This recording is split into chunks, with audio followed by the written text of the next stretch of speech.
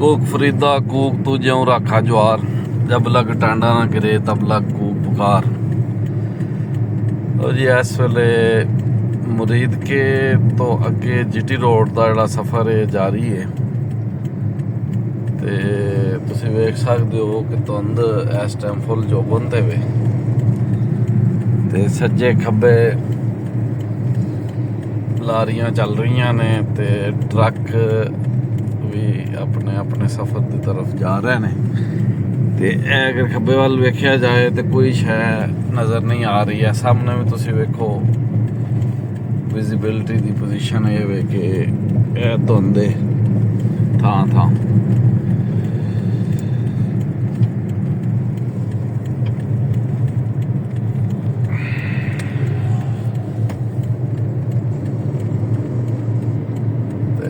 आसम पंजाबी साहब ड्राइव कर रहे हैं तो उन्होंने यह आखना सी कि मतलब इन्नी मैं स्लो कभी नहीं चलाई।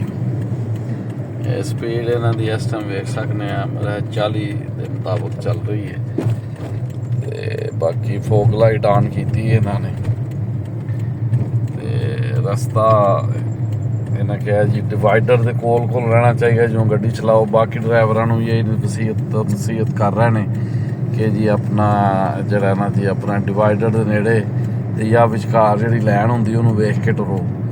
तो हुकूमत अगे बेनती है जी कि इत्थे ना पीले रंग के जड़े अपना निशान ने लोहे के बना के वो इत्थे लाए जान थां थां ताकि भावें धुंध होवे या ना होवे दोवां शक्लों के अंदर जरूरी है कि मतलब वो लगे होण। ओहदा फायदा है नुकसान कोई नहीं क्योंकि वो जड़ा ना वो चमकदा जिसले तो इलाका मालूम होंदा किहड़ा। वैसे फिलहाल सानू इलाके का नहीं पता लग रहा किहड़े इलाके चों असीं लंघ रहे हैं क्योंकि धुंध दे विच कोई शै तुसीं वेख लो नज़र नहीं आ रही। लेकिन आसम पंजाबी साहब अपनी महारत दे नाल गड्डी ड्राइव करदे आगां वध रहे हैं।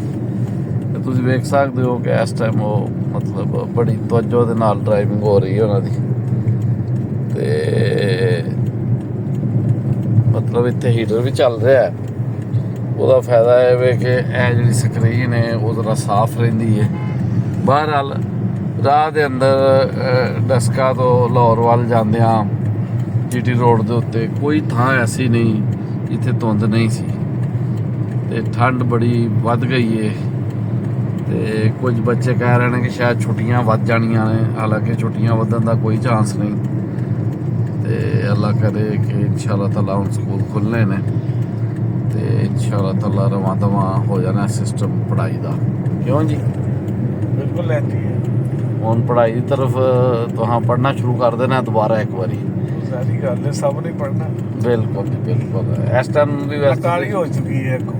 बिल्कुल सही कह रहे हो। इसलिए इन्हों पढ़ाई तरफ तवज्जो करनी चाहिए सारिਆਂ ਨੂੰ।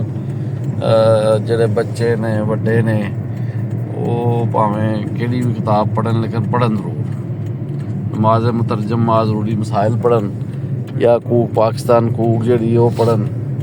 जाहे मदीना पढ़न। बिल्कुल बिल्कुल बिल्कुल तुसीं पढ़ चुके हो मेरा ख्याल है इसलिए तुसीं ये गल कर रहे हो। तो यह जनाब ट्रक जा रहा है। मशहूर है मुहावरा ट्रक की बत्ती के पिछे। तो जनाब यह हुण तुसीं वेख सकते हो। बहरहाल रब दे रंग ने मनीर नियाज़ी ने जिहड़ी सफ़र की रात लिखी सी, रात सी बहुत ही काली अपने ही परछावे कोलों अपने आप नूं डरावन वाली। उस राती ते बहुत से लोग भुल गए अपने रावां। इंज दी है बिल्कुल। तो बहरहाल उन्हें तो काली रात आख्या सी लेकिन ये हुण धुंध वाली रात है। वैसे इस तो भी तुसीं वैसे कह सकते बाइकर्स कम्यूनिटी जी है ना ये रस्ते काफ़ी मिली है। ये इंजॉय कर रहे हैं मौसम नूं और मतलब इन्हों बाइकां मिलियां हुई ने अपने घर वालियां दे कोलों। इन्होंने मेरा ख्याल है काफ़ी पैसे से खिंच के बाइकां बनाईयां ने। तो बहरहाल बड़े सफ़र करते हैं जी शमाली इलाकों तक जाते हैं बाइकर्स जोड़े ने। मुल्क कौम वास्ते बड़ी मतलब खिदमात उन्हों का कहना कि जिसे सियाहत कर रहे हैं। बहरहाल चंगी गल है जोड़ा भी काम करे वो चंगा करे। नीयत चंगी होनी चाहिए कि वो लिखा होंदा बसां दे पिछे ਨੀਅਤ ਨੇ ਇੱਕ ਮੰਜ਼ਿਲ ਆਸਾਨ, ਠੀਕ ਹੈ ਨਾ। ਤੇ ਇਹ ਵੇਖ ਲਓ ਜੀ, ਇਹ ਟਰੱਕ ਜਾ ਰਿਹਾ ਤੇ ਸਾਰੇ ਇੱਕ ਲਾਈਨ 'ਚ ਜਾ ਰਹੇ ਨੇ। ਇਹਨਾਂ ਦੀ ਕੋਸ਼ਿਸ਼ ਇਹ ਵੇ, ਹਾਲਾਂਕਿ ਆ ਤੁਸੀਂ ਦੇਖ ਲਓ ਟ੍ਰੈਫਿਕ ਕਾਫੀ ਜ਼ਿਆਦਾ ਹੈ, ਮਗਰ ਸਪੀਡ ਜਿਹੜੀ ਹੈ 35-40 ਦੇ ਉੱਤੇ ਗੱਡੀ ਦੀ ਨਹੀਂ ਹੋ ਪਾ ਰਹੀ, ਕਿਉਂਕਿ ਅੱਗੇ ਧੁੰਦ ਬਹੁਤ ਜ਼ਿਆਦਾ ਹੈ। ਸੱਜੇ ਖੱਬੇ ਵਿਜ਼ਿਬਿਲਟੀ ਜਿਹੜੀ ਹੈ ਨਾ ਹੋਣ ਦੇ ਬਰਾਬਰ ਹੈ। ਤੇ ਅੱਜ ਤੁਸੀਂ ਜਾਣਦੇ ਹੋ ਕਿ 9 ਤਾਰੀਖ ਹੈ ਜੀ, 9 ਜਨਵਰੀ। ਤੇ ਇਹ ਵੇ ਕਿ ਉਹ ਮੁੱਕ ਚੱਲਾ ਹੈ।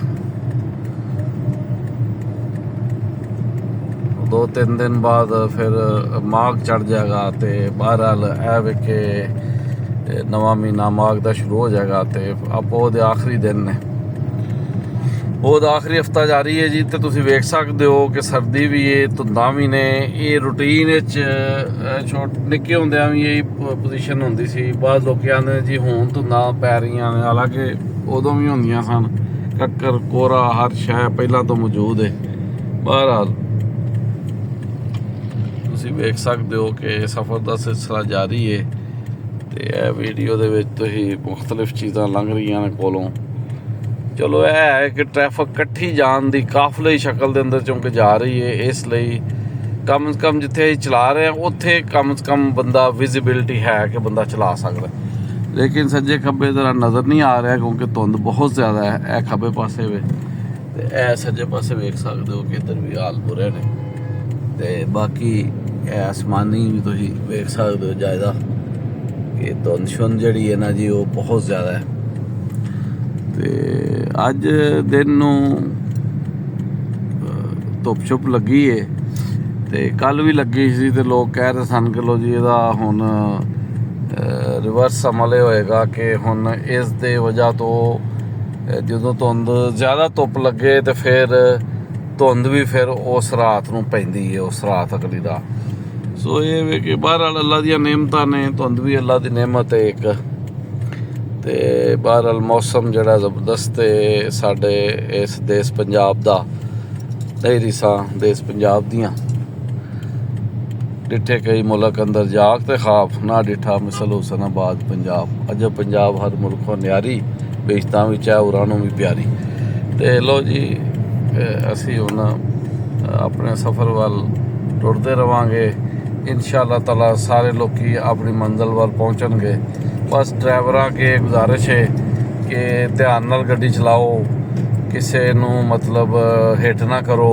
जरूरत नहीं जो इहो जी धुंद होवे कि ओवरटेक करन दी, बस कोई रस्ता बने तो जरूर अगां लंघो, लेकिन एवें तंग ना करो। पिछे जिस तरह एक ड्राइवर साहब ने अपनी गड्डी जिहड़ी है जिहड़ा डिवाइडर है इहदे जा ठोकी सी।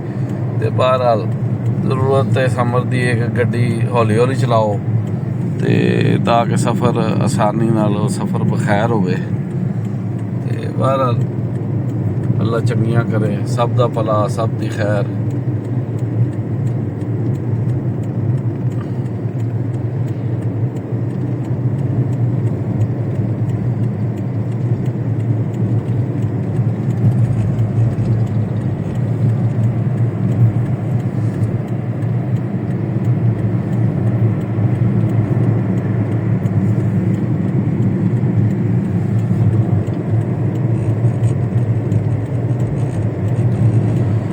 ਲੋ ਜੀ ਲਿਆਓ ਯਾਰ ਹਵਾਲੇ ਰੱਬ ਦੇ ਮੇਲੇ 4 ਦਿਨਾਂ ਦੇ।